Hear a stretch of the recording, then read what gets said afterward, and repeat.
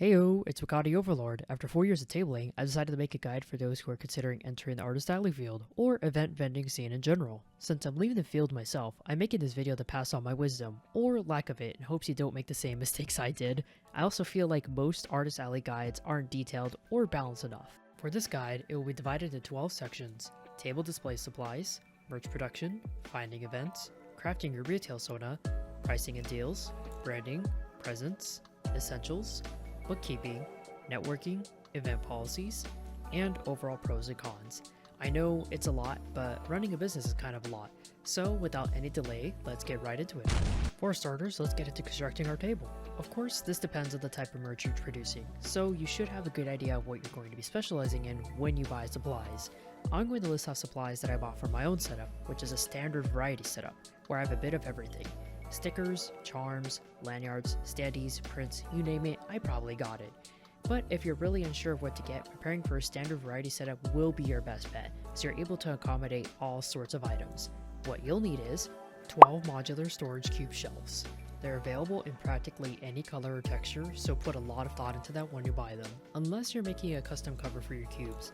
Also, try and get a pack that comes with a wooden mount. That will be a lifesaver. Small round plate magnets. Buy them in a pack of minimum 40 pieces because these guys will pop off and disappear randomly. A pack of push pins with large ends to make them easier to push in and grab. A table runner, a table cover for when you close up, table banner with your username and logo on it, double-sided clips, box tape, duct tape, Velcro straps, foldable shelf for holding supplies in the back of your table, small standing fan or clip-on fan, a plastic container for holding tips, preferably 2 so you can do voting competitions, small paper gift bags, a lockbox, rubber bands, print sleeves. I prefer to get paper ones. They also come with cool designs if you get them in paper. Supply box to hold your smaller supplies, preferably one that folds in on itself like what I got here. Sturdy storage boxes, especially ones for photo storage to have those nice mini boxes inside. Binder for your merchandise catalog. Clear plastic sleeves for the pages inside. Copy paper if you don't have that, of course. A stand for your catalog. Clip-on lights for darker artist alleys, and a mini shopping cart or some other type of holder for your business cards. If you're going for sure to be making lots of items that are clip-ons like charms or lanyards, I highly recommend this to save space, especially for half setups. A 4-sided revolving pegboard display with anti-theft security locks, and a 50-pack of 2-inch plastic pegboard hooks. Make sure the locks fit the diameter of your hooks. I'm specifying 2-inch hooks, so that since the last thing you want to deal with is your spinner basically being on the edge of your display, because the damn hooks keep bumping against your display cubes. Here's my display. As you can see, it helped make my setup more organized as well as much quicker. This way my prints and other specialty items aren't fighting for space. I'm never worried about introducing new charm designs, because I know I'll always have space. There's even taller ones, so if I need an upgrade, that's an option. Now, let's get into some specialized setups. For print sellers, you're going to basically construct a wall fortress that will keep invading armies out. To do this, you'll want these supplies from the previous list, with these new ones in mind. A backdrop stand and backdrop background holders. You might not want to buy storage cubes depending on how many large prints you're selling and if they're your only focus.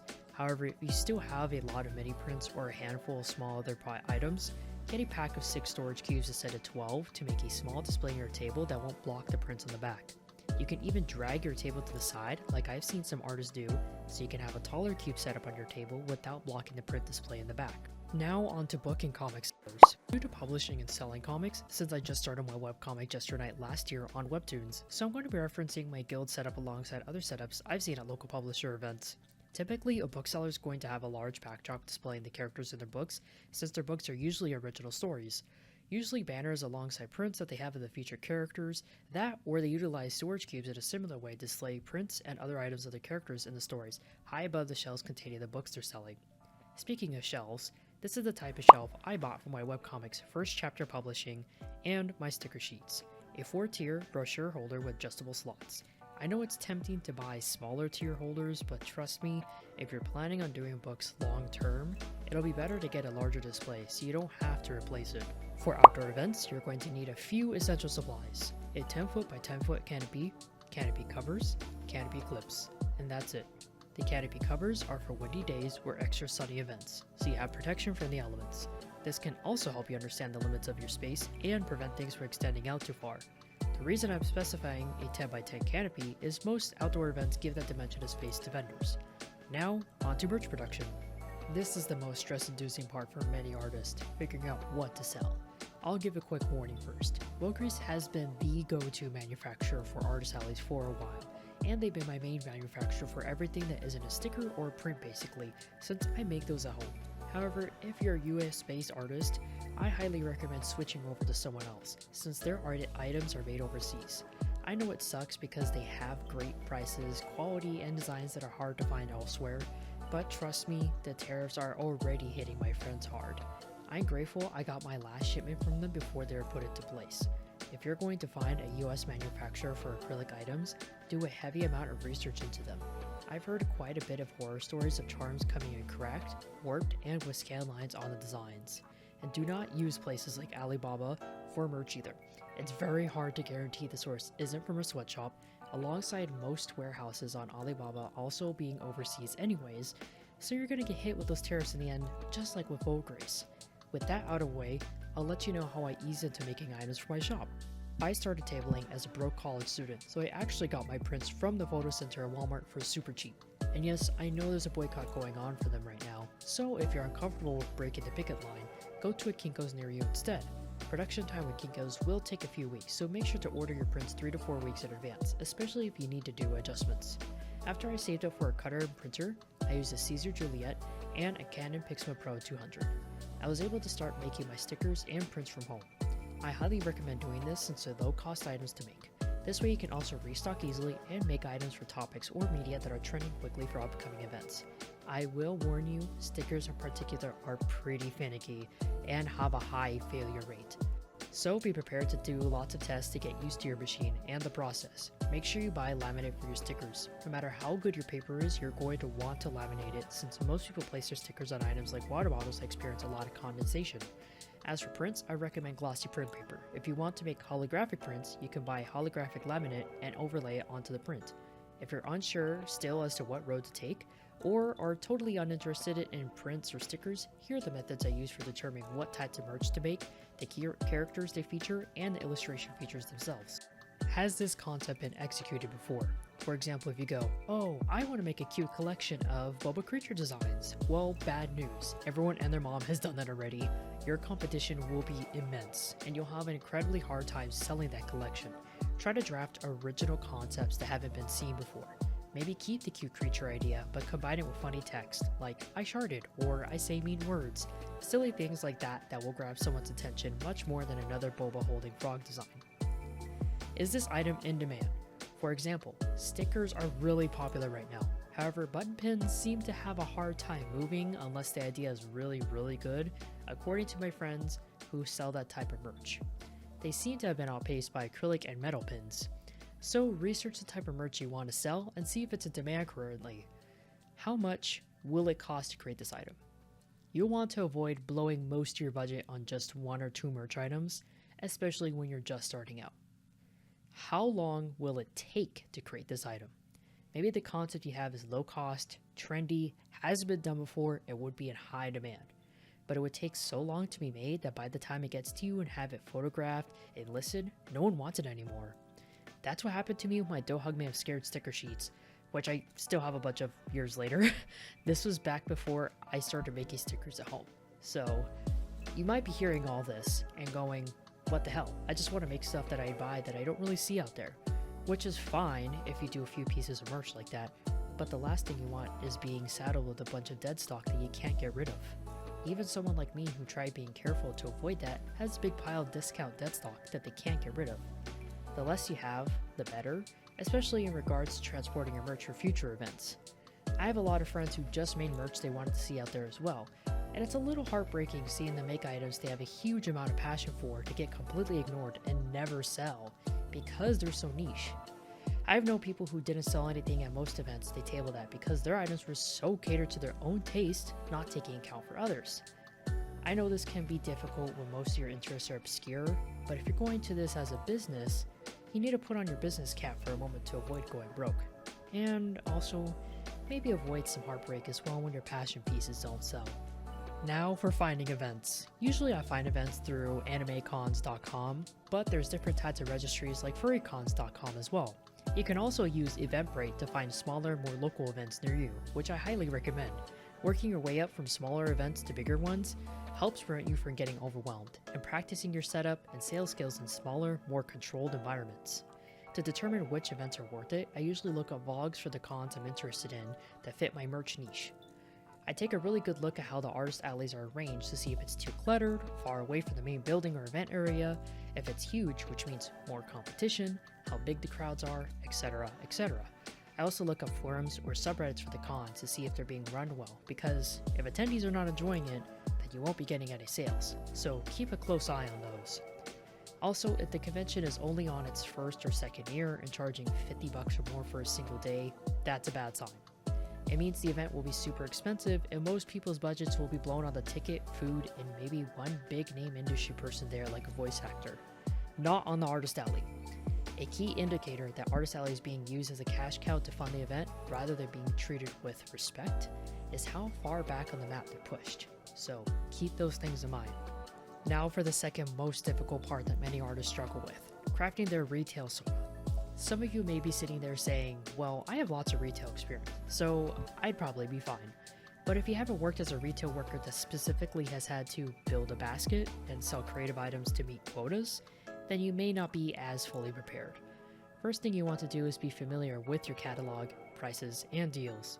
When people are wandering around the artist alley, they kinda turn their brains off. Even if you have large, easy to find, legible signage, their eyes might glaze over it. I realized this after my first few events, so I prepared a sales pitch that included my best deal, a greeting, and highlighted interactables. Interactables are what I call items that customers can interact with on my table, like my charm spinner, catalog, or Ferris wheel standee. My sales pitch goes like this. Hey there, feel free to spin the Ferris wheel or look through my catalog. I have a buy two, get one free deal on my stickers right now, many of which are available as charms. I highlighted all my interactables in one go, a deal, and grabbed someone's attention with a friendly greeting. While I'm doing this, as you can see in the illustration, I reach forward to tap or push the items I'm talking about to show them it's okay to move them. A lot of con-goers and even general event attendees can be shy, so encourage them to approach you. This will help boost your sales immensely. You can also make a friend or two this way. I know this approach may be difficult for those who are introverted or shy, but a script has always helped me. Maybe it's because I'm autistic, but writing down things to memorize to say in advance makes me much less nervous. With practice and time, you'll get the hang of it. What you can even do is wear a mask to avoid having to emote all day. This way you only have to sound chipper instead of looking chipper too.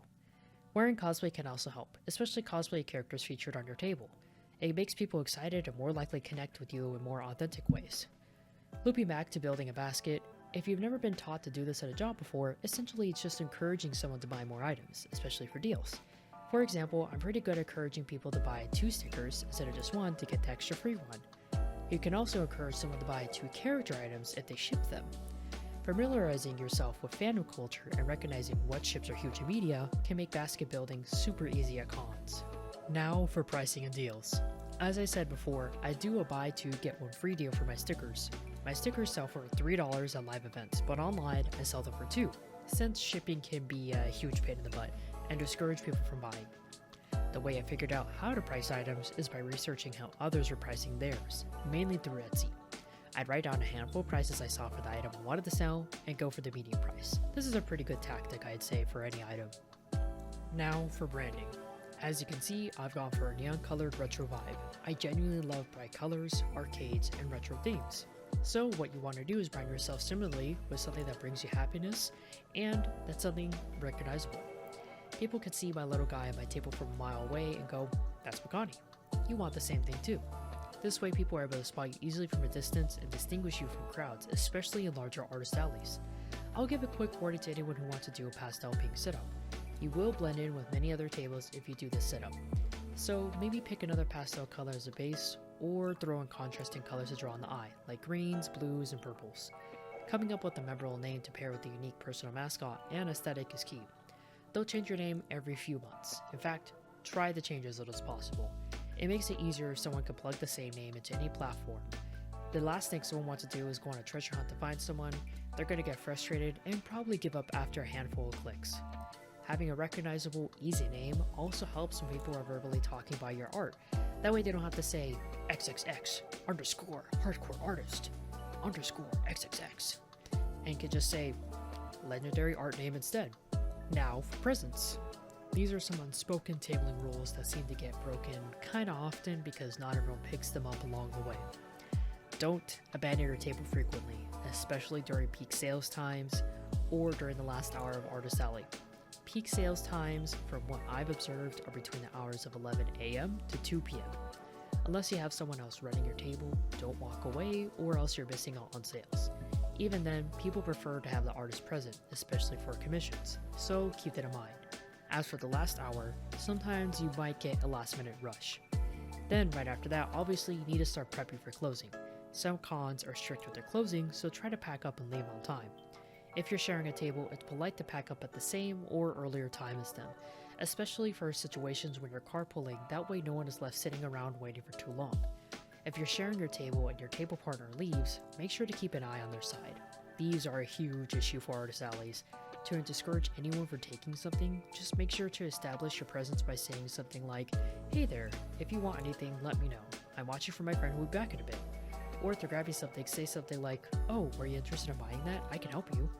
Accusing someone of theft up front will result in a fight, and most people don't want that, so these tactics should discourage any shady activity. Lastly, try not to crowd the back of the table too much. Clean up after yourself, even bring a trash bag if the con isn't providing a trash bin. Don't bring too many friends to the back just to hang out and take up space. This makes it hard for people to get around and grab products or take bathroom breaks. Now for essentials. Essentials in this video means personal supplies not related to your table, only benefiting your physical health. A big one, which helps you financially too, is food. Personally, I like to head to the store and grab food beforehand to munch on rather than buying overpriced con food or constantly going out to restaurants. Sandwiches, water, granola bars, protein shakes, energy drinks, and cookies are amongst my essentials. If my hotel room has a microwave, I get microwave meals as well, like oatmeal and mashed potatoes that I like to make in the evening and the morning. I also highly recommend packing painkillers and vitamin C. Even if you're not a haggard beast like myself, you never know when you might get a random headache or migraine that you'll need to tough out.